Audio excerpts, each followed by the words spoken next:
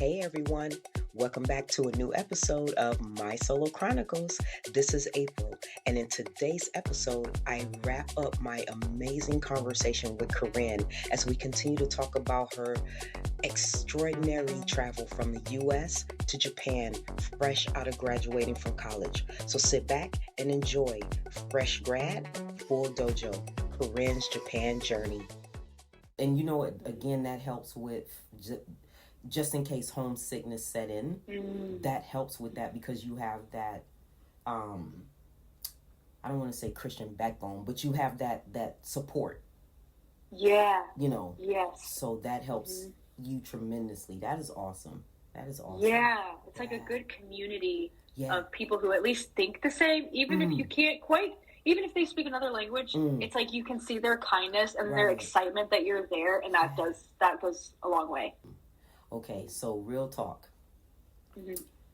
What's the most unexpected or funny thing that's now part of your daily routine here? Now, I'm going to tell you, for me, the coming in the house and taking your shoes off at the door and making sure that your shoes face out towards the door is one of my habits that I'm just like, when I would see that, I'm just like, that is absolutely ridiculous. I will not be doing that. Well, guess what? Now I do. Because it's... Really? It's because I noticed like, I've visited certain people and it's just like, you take your shoes off at the door, but you turn your shoes towards the door. Like if you're going to walk back out, you can just slip your slip your feet right into the shoes. So for me, that was something that was like kind of unexpected, but that's part of my daily routine. So for you, what is one unexpected thing? That's a good question. Yeah. Honestly, there's probably so many little things that I have to do. I don't know. I mean, actually, fun fact about the shoes, though. Yeah. One time, my first day here, I didn't realize it was such a crime to step outside with your socks on. I do that all the time in America. So the gas guy... Or barefoot. Turn my gas on. Yes! And I step outside with my socks, and they all heads turn and just stare at my socks like, eh? And I was like, go inside. Get my shoes on real quick. That's... Like, I'm telling you, judgment. A big time. I didn't even know that. Yeah, because I like walking around barefoot or in my socks. Yeah. Sue me, I don't know. And so when I did that, they were like, what? You almost sent them into a cardiac arrest. I probably did, actually. Yeah. Wow. Yeah, but what would I do in my daily routine that's new? One thing I do that's new, turning off my AC completely. I know that's weird, but when I got here, like the heat, I feel like the air conditioning works here differently. Oh, yeah, big time. So it's like in the schools, even like the hallways, not air conditioned and stuff like that. Okay. So here, I mean, at home in America, I was used to just like leaving my air conditioner on, like, not super low or anything so that I wasn't blasting it. But here, I've gotten used to like turning it off and like having to, and then like turning it back on when I get home. So I'm like sweating and dead and like I have to like lay on the floor for a minute and be like, wait till the AC kicks on. Hold on. Yeah. So like little things like that where I'm like, this is new. I'm used to just having my air conditioning on all the time because I live in Texas where we're melting. Exactly. And that Texas heat is worse than that California heat. That's all I'm saying. Oh, yes. It is a killer. Yeah. So I came here and I'm like, what do you mean you don't have air conditioning in the hallway? Do you have a death wish? I know. We will all melt. We all will be going out in body bags, dropping from heat. And now I'm used to it. And now I'm like, okay, I guess I have to turn off my AC to like save money. Save money. And that's the thing too, is just like one of the things I found like kind of surprising, like you mentioned the AC, is that, and actually a Japanese teacher actually said this, because I found it like kind of baffling. Whatever room you're not in, make sure like the AC, you cut the lights off. I mean, and once I got used to seeing that, that became surprisingly easy for me to get used to. So now it's just like, I go through the house, if I'm not watching scary movies, cutting lights off. you know? Yeah. So, like, what about you? Like, what is something that's, like, actually surprisingly easy to get used to? I mean, similar thing, like turning all my lights off. Mm. But even like cultural things, like, Yeah. you know, obviously so different from America. Right. But I think there's a sense of like orderliness, cleanliness, Yes. and just like politeness that it's pretty easy to slide into because it's such a beautiful thing about Japan. That's true. So that has been really interesting. Like, oh, there's hand sanitizer outside every grocery store. Nice. Like, right? I love it. Yeah. And I do that. Or like they package everything so pretty when they give you something. And I'm like, okay, I got to take the same care. Right. You know? Yeah. Or like something new I've had to do is I can't drink water in class. That's something I was like, ooh, what? Yeah. I drink water constantly. Like, so I like have to keep my water bottle in a specific place and not drink it and then like come back and chug, you know? Exactly. Like, yeah. I think too what I like is like you say, everything is so orderly. And okay, most people laugh at me when I say this, but I'm just gonna throw this out there because I got a feeling you're gonna agree with me. Yeah. When you're standing at a cross light and everybody's lined up to cross the street. Yes. I love that because it's not chaos. Right. Everybody's walking in a straight line because you have one line that's crossing the street and then you have another line that's coming towards you. Everybody's in a straight line. It's not crazy. I love that. It's so orderly. Like I saw someone send me a video of like, the train station, like a super dense, just people everywhere, train station in Japan. And people are like waiting in line outside the train doors. Yeah. According to their numbers, and then they slide on it. And then someone sent me a video of some other country like India, where it's like people are holding onto the side of the train, like, let me in. I know. Yeah. It's like, wow, this makes me appreciate where I am a little bit. And I think that's one of the things too that I found like surprisingly interesting because I know when I use the train, usually I'm driving, but when I do use the train, I notice that when the train doors open, nobody's rushing in, so, you know, because they're not letting people out. It's orderly. You let the people off first, and then in a line, everybody boards the train. I think I love just the coordination of that.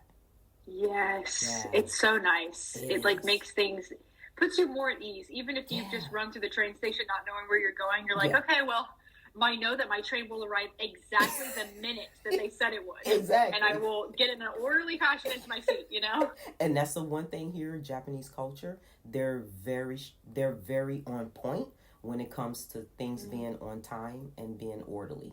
I love the time thing, though, has been kind of, I mean, I'm always on time to work, but like adjusting my mind, I feel like their mindset is 30 seconds late is super late. Super late. Like, and that is so, like, that's so different for me because I'm like, if someone's 5 minutes late, I'm like, whatever, you know, cool. And they're like, at least you got here safely. And they're like, that's bad. Yeah. Exactly. So I like have to like prepare myself for like, I have to be, you know, several minutes early to be on time. That's different. Yeah, that I had to get used to that as well. So how do you think living abroad solo has changed you so far? I mean, because you took that big leap, girl. You took it. I sure did. It was a big leap. Yeah. It's made me, because so much of being here puts you outside of it like forces you to get outside your comfort zone. Exactly. It has made me so much more confident. Ah, that's awesome. Like, okay. Yeah, I feel like I'm confident in how I can handle just normal situations. Okay. Like, or stressful situations, because I'm like, you have no idea. Like, let me tell you about some chaos. And, I missed the train, and I went up to the desk, and the ladies had no idea what was going on. It was like the last train of the night, and they're like running around, papers are flying, and I'm like, can't tell them in Japanese. Like, I'm lost. Like, listen, I'm okay anywhere now. Exactly.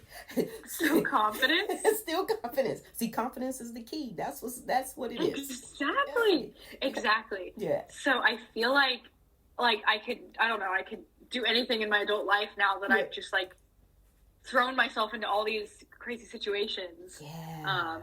And I think in that also coming off of that is probably just like courage. Okay. I think like even because you have this language barrier here and you kind of have to take more, you have to like kind of get more of the gumption up to like talk to somebody here. That's true. And like start a conversation or like get to know somebody. I feel like it gives you more courage to just like, I don't know, with people and with normal life situations. That's true. So it's been, it's definitely given me a lot of that. So I feel like if I ever go back to America, I'm like, I can handle anything. I can talk to anybody. Exactly. So now, have you been anywhere else, like outside of your area where you're living now? Have you taken that courage and visited other places within, like, near your area where you live, further out in, Japan? Yeah. So I've been to Kochi. Okay. Which is, I guess, so I'm in, I guess it's like the island south of me in the Shikoku area. Okay. So it was kind of like you have to cross a little bit of the ocean to get there on a train. Okay. So I did that. Okay. That was, cool to venture out. And like, I did like English camp with another church there and stuff like that. So like new people, and like, I ended up at this tiny train station that I didn't know what I was doing. And like new strangers picked me up and I was like, hey, do you speak English?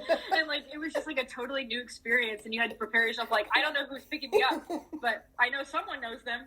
Like, exactly. I know one of them speaks English. One of them doesn't. I don't know. But somebody picking me up. Yeah. So I'm just looking around like, who looks like they're looking for a foreigner right now? Like, and as soon as the eyes locked, you're like, oh, that's who they are. Like, it's you. Exactly. So that was cool. Right. And then I went to Tokyo by myself, which was really cool. And I loved that. And it was like, I went to so many more restaurants there. I like never go to restaurants here. So now that I went there, I'm like, oh, now I can go to restaurants and order confidently because I've done it before. Exactly. So stuff like that. That is cool. That is so cool. And I'm glad that you stepped out of your comfort zone. I always say you cannot experience anything. I don't care if it's local, if it's out of the state that that's your home state, or out of the country. You can't experience anything if you don't step or be willing to step out of that comfort zone, because that's the only way you're going to challenge yourself and know that you can do it. So I think it's amazing that you've been able to do that. So before coming here, would you consider yourself kind of like more like closed in, not willing to step out of that comfort zone in the States? Or were you always just like a let's just try it? I think I was less like that in the States. Okay. I think I'm very much of a kind of a homebody. Okay. Like I like to have my place, you know what I mean? Right. So I never pictured like, oh, I'm just gonna like travel everywhere. Like I want to travel, but like there's something uncomfortable about like going to a new place. Right. But I think after coming here, that's changed a lot. Nice. I think I was less willing to just like jump into random situations and be like, yeah, sure, we'll figure it out. I have no idea what's going on. Exactly. Yeah. But coming here, like I feel like that part of me is like way less afraid and also like way more okay with the stress of it should it happen. I'm like, well, if I never get home, it's okay. I'll just walk there. It'll take a couple days, but whatever. It might take me 3 days, but whatever. Yeah. Like I feel like that's chilled me out a little. I'm like, okay, we'll get there. And it's funny you say that, because I will say, if I tell anybody, if you're going to come to Japan, please bring your patience, because you're going to need it. Nothing is rushed here. Even in Tokyo, Shinjuku, Shibuya, there was not a rush. So I always say, bring your patience. And that's one thing, being in this country, being immersed in the community and with the people, you learn patience real quick. So true. Yeah, it's very much slower moving in a lot of ways. Right. I mean, it still feels like there's a lot of like productivity, like we have to be constantly busy at work kind of thing. Right. But there's also like this patience with making decisions. Exactly. Like, because they want to make sure everybody has their opinion included and that no one is disturbed. And like things are very like calm and collected and orderly. They're like, we're not rushing. We're going to do this in the right way. That's true. Yeah. And that's what I love, I think. I mean, because I'm the type where, I've before moving here, I was in California. I lived in New York. So everything is fast paced. Let's go. And I think I literally had a reality check like my first day here. I was like, whoa. Now, so you have to come with your patience because that's just how it is. So. Yeah. Even with like the driving here, because, you know, both of us drive. A lot of people, I think, maybe deeper in the cities don't. They take the trains. Right. But we're driving. And people are just very chill when they drive here. Like, I feel like in America, people are like throwing up the middle finger, like cutting you off from the shoulder. Cussing under your breath.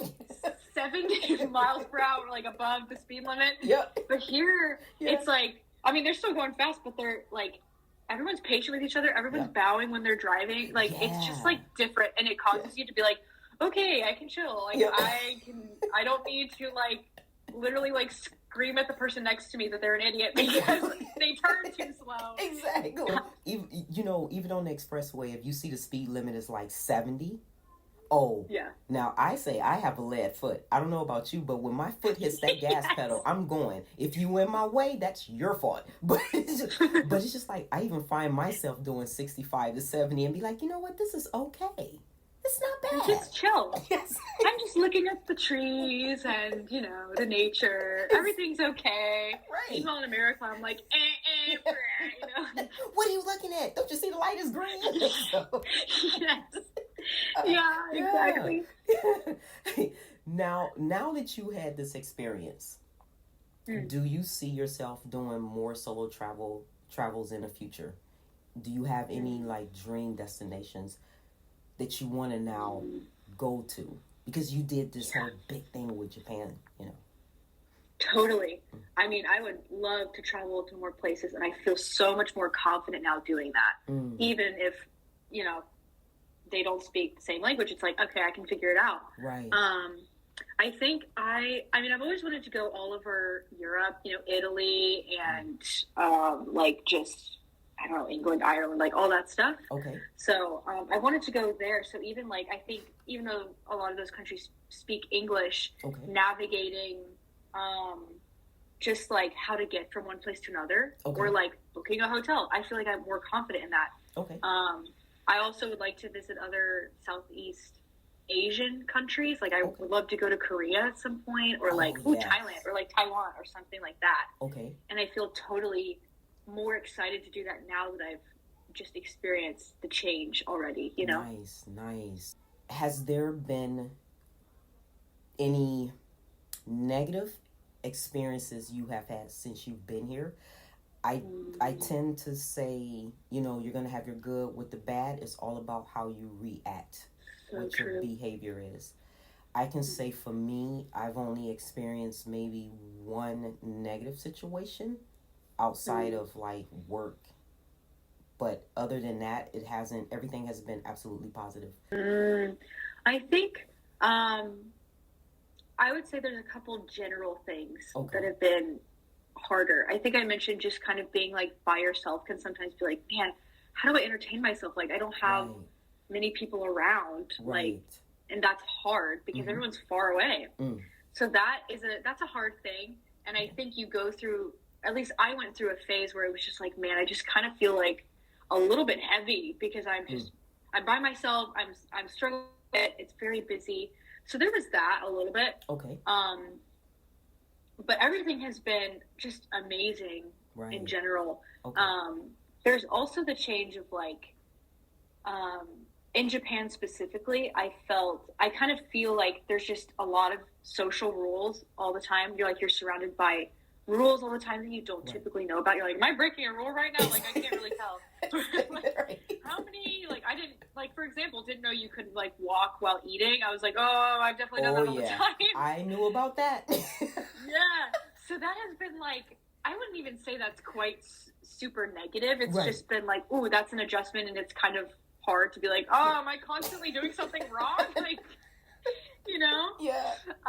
But other than, I mean, it really has been amazing. That's good. You, like you said, you take the good with the bad. Like, that's always how it is. That's good.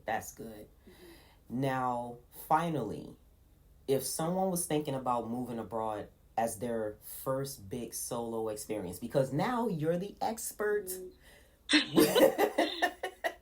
Oh, yeah. You're the expert, Corinne. That's right. 5 months of experience, and I am a veteran. And you are a veteran. What would you tell them? Like, what advice would you give them if they're considering making such a big move like you did? Yeah. Oh man, if they really want it, absolutely go for it. Okay. Like, if no matter what the scary things are, if you really want it, pursue it. And also, I think I had to like keep trying several times. Like, you can't stop after one failure. You have to keep going. Like, if you want to like try multiple times, and the door may open. So I would say just like have the tenacity to go after it if you really want it. And it did really help to prepare myself beforehand. Like, okay, I want to know about the culture that I'm about to immerse myself into. Like, learning about that so that I can interact with the people around me much better was really helpful. And then coming here with the mindset of like, I'm not just here as a foreigner to do whatever, but like I also want to be in the community with them and like love what the Japanese people love and like get involved in cultural things and like all that stuff. Like, immerse yourself in the place where you are. Oh, that's awesome. That is good advice, because it's just like you have to do your research, make sure you're not going into a situation or into another country with rose-colored glasses and then you're shocked when, oh my gosh, this is not what I expected.